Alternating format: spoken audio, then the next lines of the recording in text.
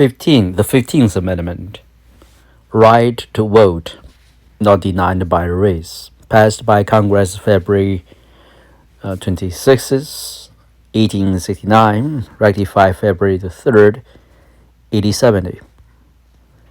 Section 1. The right of citizens of the United States to vote shall not be denied or abridged by the United States or by any state on account of race, color, or previous condition of servitude. Section 2. The Congress shall have the power to enforce this article by appropriate legislation. Interpretations of the 15th Amendment. Common interpretation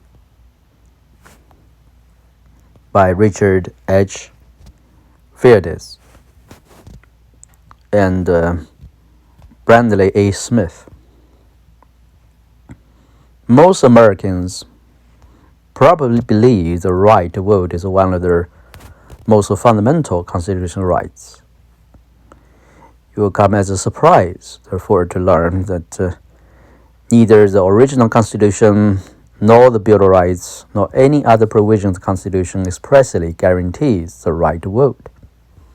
Only in the 1960s, when the Supreme Court began to conclude that the 14th Amendment implicitly protected the right to vote, did the American constitutional doctrine begin to treat the right to vote as a fundamental constitutional right.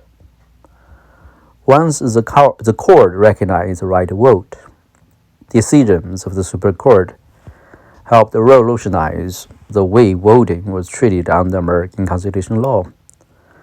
Most of the law concerning the right to vote developed under the 14th Amendment, though important court decisions always have relied at times on the 15th Amendment. The reason the original Constitution and the Bill of Rights do not expressly protect the right to vote is that doing so would have been too controversial and divisive at the time. Different states had different rules for who could vote. Many states had property holding requirements and differed on the amount. Some states permitted the women and the free black man to vote. Others did not. To create a uniform standard across the country would have required resolving these major differences. The one place where voting is directly recognized in the original Constitution is for choosing members of the House of Representatives. Article 1, Section 2 provides that the people eligible to vote for members of the U.S. House will be determined by whom the states let vote for their own House of Representatives. Since the Civil War, many constitutional amendments address voting issues, but these amendments are written to prohibit certain bases for denying the vote to some people once the vote is extended to others. The 15th Amendment prohibits racial discrimination in the vote. The 19th Amendment prohibits discrimination based on sex. The 24th Amendment prohibits the use of poll taxes in national elections. And the 26th Amendment prohibits denying the vote to those over 18 years of age. But in terms of constitutional decisions for the Supreme Court, the two most important provisions with respect to the vote have been the 14th and to a lesser extent the 15th Amendments. Although the 14th Amendment was not designed to protect the right to vote and does not expressly mention it, two lines of Supreme Court decisions have provided important protection since the 1960s. In the first line of cases, the Supreme Court created the one vote, one person doctrine, which requires that there must be fairly equal numbers of people in election districts when electing representatives to a political body. For example, all the congressional districts in the state must have the same number of people. Before decisions in Baker versus Carr, 1962, Reynolds versus Sims, 1964, and similar cases. Some districts in the state might have and 900,000 people. Us is only 100,000 people. But voters in each district would elect one representative to Congress. The court concluded that the 14th Amendment reflects principles of political equality that requires each district to have, to the extent possible, an equal number of residents, which is what one vote, one person means. The second area of important decisions involves the right to get to the ballot box and cast a vote. Again, under the 14th Amendment, the Supreme Court first began to recognize this right in the 1960s. In Harper versus Virginia Board Elections, 1966, Dunn versus Blumston, 1972, and in many other cases, the court decided that restrictions on who could vote would be subject to strict scrutiny, the most demanding judicial standard. When this standard was announced, the court quickly held unconstitutional virtually all restrictions on voting other than 1. Citizenship, 2. Residence in the jurisdiction, and 3. Age under 18. To invalidate the other regulations on the voting process, the court in later cases, such as Burdick versus Takoshi, 1992, and created a two-part test that first requires court to decide if a burden on the right to vote is severe or not. If it is, the regulation can survive only under strict scrutiny, which most regulations fail. But if the burden is not severe, the regulations are much more likely to be upheld. Most current constitutional controversies about the regulations of the voting process take place under the Burdick framework and require courts to decide first whether a regulation imposes severe burden on the right to vote. Added to the Constitution in 1870, the 15th Amendment was the final of the three constitutional amendments enacted during Reconstruction in the aftermath of the Civil War. While the 13th Amendment prohibited slavery and the 14th Amendment barred states from denying equal protection laws, the 15th Amendment established that the right to vote could not be denied on the basis of race. Though its express terms prohibited all racial discrimination in voting qualifications, the amendment was aimed at ensuring the enfranchisement of African Americans. Section 2 of this short but momentous amendment also gave Congress the power to enact legislation to enforce the right against race-based denial of the vote. The constitutional meaning of the Civil War was reflected in these three amendments. When the 15th Amendment was passed, it represented the principle that African American citizens, most of them former slaves, were now entitled to political equality. And the most significant fact about the 15th Amendment in American history is that it was essentially ignored and circumvented for nearly a century. This history illustrates that constitutional rights can be little more than words on paper unless institutions exist with the power to make sure these rights are actually enforced. For the first 20 to 30 years after the amendment was adopted, black adult men, women were generally not permitted to vote at this time, were indeed permitted to vote, and did so in large numbers. Nearly 2,000 African Americans were elected to public offices during this period. But starting in 1890, Southern states adopted a array of laws that made it extremely difficult for African Americans and many poor whites to vote. This was the start of what is known as the era of disenfranchisement, and it lasted all the way up until 1965. These laws require people to demonstrate literacy or prove their good character or pay certain voting taxes or overcome other hurdles before they were permitted to vote. As a result of these laws, African American voting in the South was kept at extremely low levels from 1890 to 1865, despite the 15th Amendment. Early on in this process of disenfranchisement, the Supreme Court was asked to hold these laws unconstitutional. But in a 1903 case called Gills versus Harris, 1903, the Supreme Court refused to do so. The court stated that it did not have the power to force Southern states to comply with the 15th Amendment. Later that year, in James v. Baldwin, 1903, the court held that the amendment did not authorize Congress to punish private individuals who interfered to prevent African Americans from voting. The Supreme Court did eventually invoke the amendment to hold unconstitutional a few of the specific laws that sought to block African Americans from effective political participation.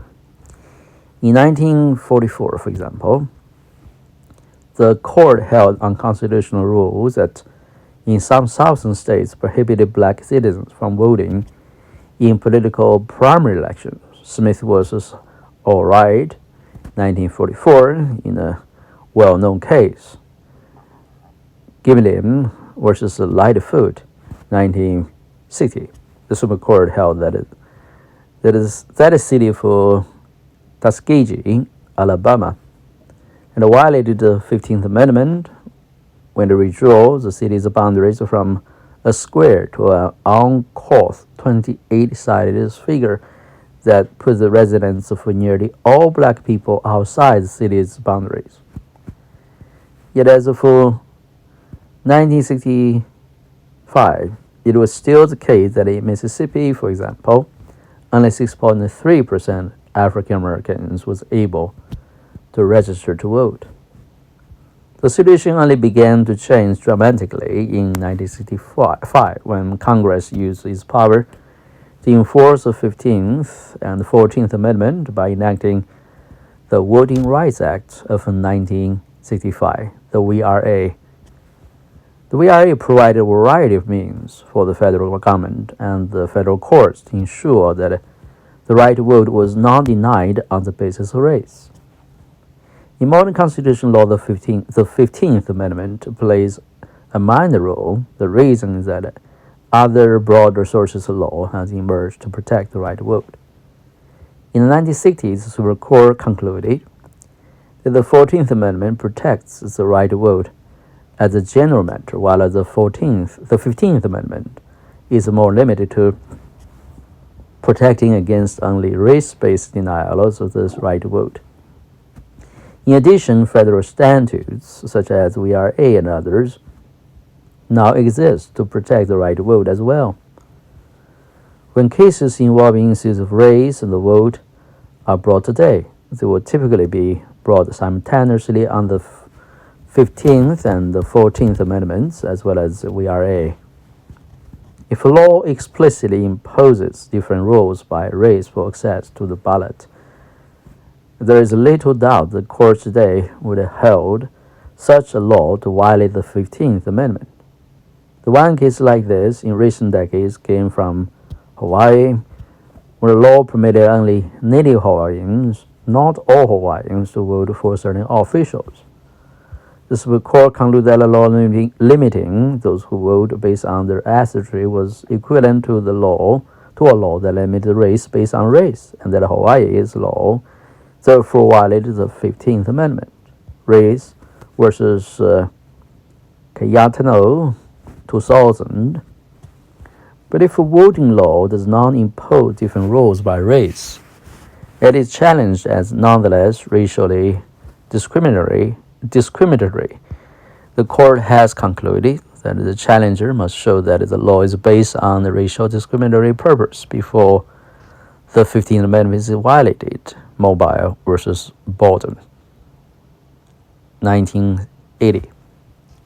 Although the 15th Amendment does not play a major independent role in cases today, its most important role might be the power it gives Congress to enact national legislation that protects against race-based denials or abridgments of the right to vote. Matters of debate. The feature of voting rights, Finding the Right Balance by Brandley Smith. When voting regulations based explicitly on race are clearly unconstitutional, while voting rights based explicitly on race are clearly unconstitutional while under the 15th Amendment, the situation grows more complicated when a practice is not explicitly race-based, but may nonetheless depress minority voting. The requirement that voters register in advance, for example, may dissuade some minority voters from registering, yet is almost universally accepted. The mere fact that otherwise one election regulation or practice inconveniences some voters does not create a constitutional violation. Current controversies in voting rights often revolve around this problem. Two examples are voter ID laws and the restoration of voting rights to felons. In the last 20 years, numerous states have enacted laws requiring voters to present proof of identity or citizenship at the polls. States argue that these laws help prevent fraud and assure orderly elections. Critics argue that racial minorities, among other groups, are less likely to have such documentation than whites, and that the time and expense for obtaining such documentation constitutes a barrier to minority voting in violation of the 15th Amendment and the Voting Rights Act, VRA. If such law can be shown to be racially motivated, they violate the 15th Amendment. But racial motivation is hard to prove, either because the true motives are easily hidden or because race simply is not a motivation for the law. Absent proof of motivation, do such laws violate the 15th Amendment or the VRA? In Crawford versus Marin County Election Board, 2008, the Supreme Court upheld Indiana's voter ID law. The plaintiff argued that evidence of fraud that could be combated by the law was almost non-existent. The plaintiffs, however, failed to produce evidence showing that the law actually had a significant impact on persons who wished to vote. In short, neither side could answer the question: does the law prevent more illegal votes or deter more otherwise eligible voters from voting? In light of the lack of evidence on both sides, the court's ruling upholding the law appears correct. The court's decision left open the possibility that future plaintiffs who could prove discriminatory effect might again challenge the law, and that too appears correct. Restrictions on the voting rights for convicted felons pose similar issues as for 2015 48 states and place some limit on voting by convicted felons. In some states, voting rights are restored once a felon has finished a term of incarceration. In other, restrictions remain during parole and or probation. 11 states, however, voting rights may be permanently revoked. In recent years, for reasons beyond this discussion, high felony conviction rates have led African American males to become over 1/3 of all persons prohibited from voting due to felony convictions. Do such laws therefore improperly burden minority voting rights, or are restrictions on voting by convicted felons a legitimate public policy and a form of punishment? Richardson versus Ramirez, 1974. The Supreme Court held that disenfranchisement for felons was not a per se violation of the 14th Amendment's Equal Protection Clause. But in Hunter versus Underwood, 1985, the court held that such a law could violate the 14th Amendment if enacted with a racially discriminatory purpose. Neither case was decided under the 15th Amendment. Constitutionality aside, the wisdom for permanent disenfranchisement may be questioned. Permanent enfranchisement is a barrier to felons' ability to successfully reintegrate into society. Moreover, it has become a sore point in much of the African American community that it may not be worth whatever deterrent or punishment effect it has to a jail term. A more enduring conflict has been the use of the VRA to require states to establish majority-minority voting districts, in which minority voters comprise a clear majority of total voters. In Allen's versus State Board of Election, 1969, the Supreme Court held that the VRA applied not only to laws that directly defranchise minorities, but to rules that dilute minority voting power by making it harder for the minority group to elect its preferred candidates. For example, if a country's population is 25% African Americans, it elects 3 county commissioners from the county as a whole. If voting is racially polarized, it's unlikely that any elected commissioner would be the choice of the African American community. But if the county is divided into 3 districts, each voting 1 commissioner, it's possible to create 1 district with a majority African American population that can elect that group's preferred candidate.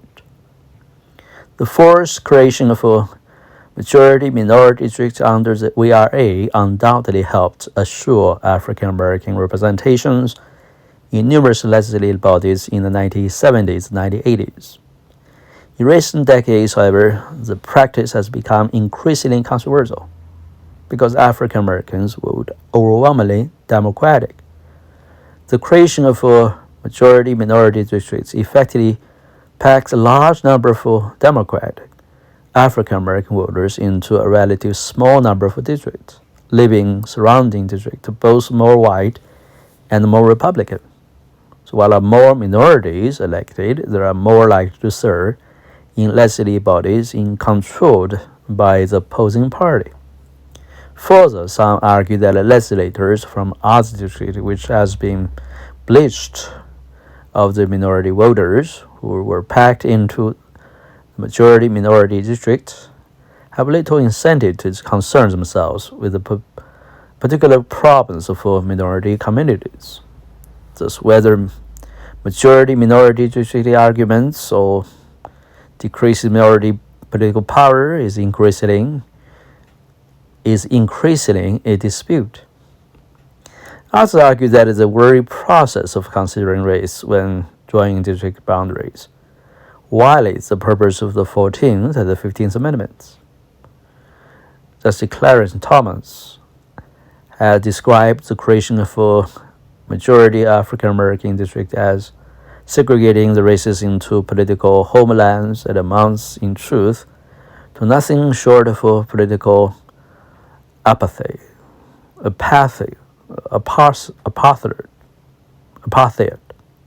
Holder versus Hall, 1994, concurring in judgment. In Georgia versus Ashcroft, 2003, the Supreme Court relaxed the majority-minority districting requirements, holding that a consideration of broader minority influence were relevant in deciding not to create majority-minority districts. However, this interpretation was overturned by Congress when it renewed the Voting Rights Act in 2006. Support for majority-minority districting under the VRA depends on many factors, including the degree to which one believes that the United States remains a racially polarized society, that the interests of whites and minorities are opposed, and that whites and minorities cannot form electoral coalitions. It is also influenced by perceptions of how legislative bodies operate and whether a minority group's power is maximized by the ability to elect a small number of its members or to influence but not control the election of a large number of legislators. Justice Thomas' critique is a powerful claim that whatever short-term advantages minority groups may gain from majority-minority districts is more than offset by the long-term damage to race relations and democratic norms.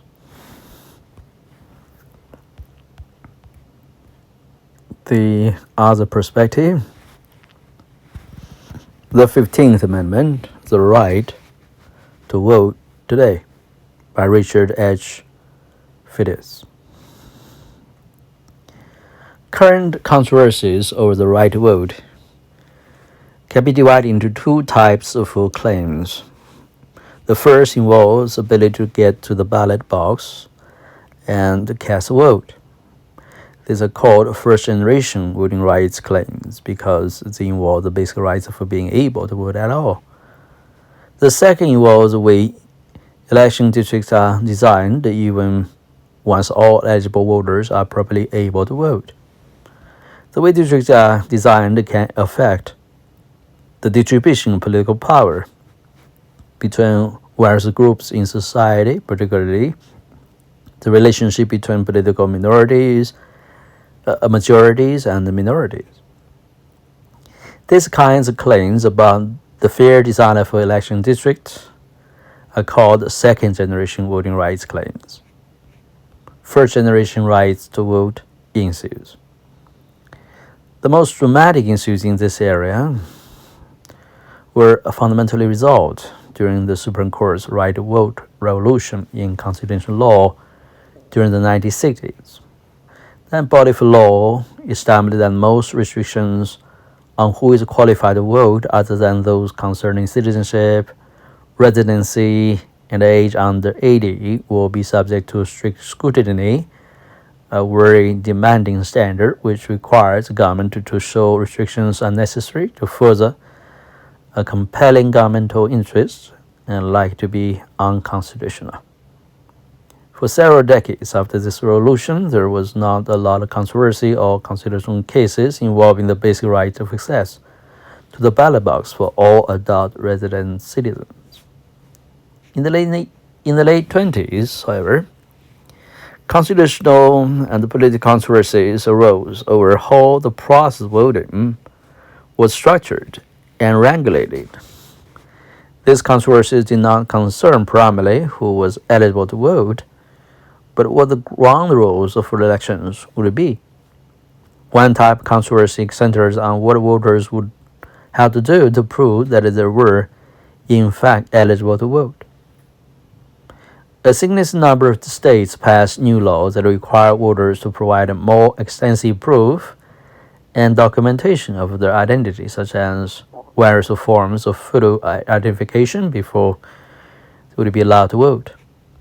A smaller number of states passed new laws requiring voters to provide greater proof of their United States citizenship than had been required in the past. A second time controversy emerged over how easy and convenient voting should be. To make political participation easier and more accessible, a number of states in the early part of 2000s passed a law that permitted voters to register to vote at the same time that they cast their vote, as opposed to many weeks in advance of the election. Even more states passed early voting laws, which enable people to vote not just on one day, election day, but up to several weeks in advance of the election, including on weekends. A number of states that had made voting easier through these kinds of laws have decided in more recent years to cut back on the scope of these options, such as by reducing the number of days of early voting. These cutbacks on access to voting have also triggered constitutional controversies. In virtually every state that has enacted new requirements for proof of eligibility to vote, or cut back on access to voting. The laws are passed on strict party line votes. Republican votes in favor of these laws, Democratic against. That has given an intense partisan political cast to these constitutional controversies as well. Critics of these laws argue that 1. There is no serious need for new laws concerning proof of citizenship or identity because there is no real evidence that under the previous long-standing laws, voters were not eligible when actually voting. 2. These laws are likely to suppress voting and make it more difficult for eligible voters to vote. And 3. These laws are passed for partisan purposes because those more likely to vote Democratic are less likely to have the relevant documents even when they are eligible to vote. Proponents of these laws argue they help ensure the integrity for the political process. Similarly, critics argue that there is no good reason to come back on methods that make it easier to vote, and that the only reason for doing so is to make it harder for certain groups of voters to vote. The framework the courts will use to decide whether any of these laws are unconstitutional is set by modern cases like Crawford versus Marin County Election Board, 2008, and the Burdick versus Takushi, 1992. Do this law impose a severe burden on the right to vote, or a reasonable, non-discriminatory one, and does the state have a good enough reason for enacting these laws? In Crawford, the court concluded that laws requiring proof of identity to vote are not per se unconstitutional, but left open the possibility that particular voter identification laws might be unconstitutional if they impose a severe burden on the right to vote without sufficient justification. The Supreme Court is just beginning to sort these issues out. At the time of this writing, there are several major cases pending before the court on these novel issues.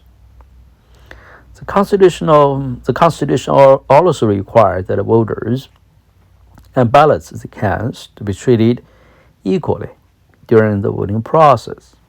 That principle flows from Bush vs. Gore in 2000, which required that in a presidential election, all ballots being manually recounted during a disputed election had to be counted under a method that would ensure all ballots would be treated uniformly.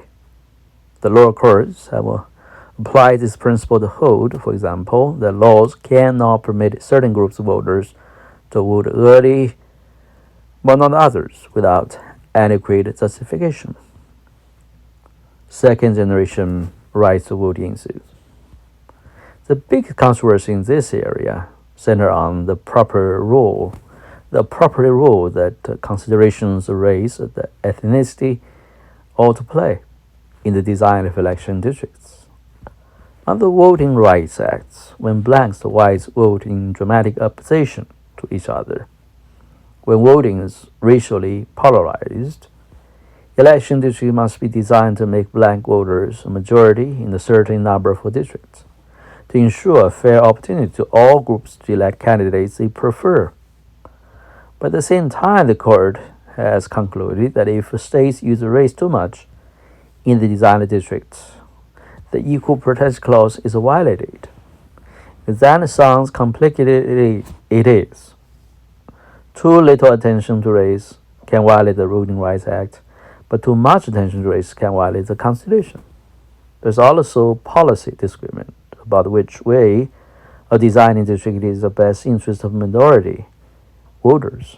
Are they better off being a majority in a few districts so that they can control who get elected there, or are they better off being a significant presence in many more districts, even if they do not consider the majority in any of them?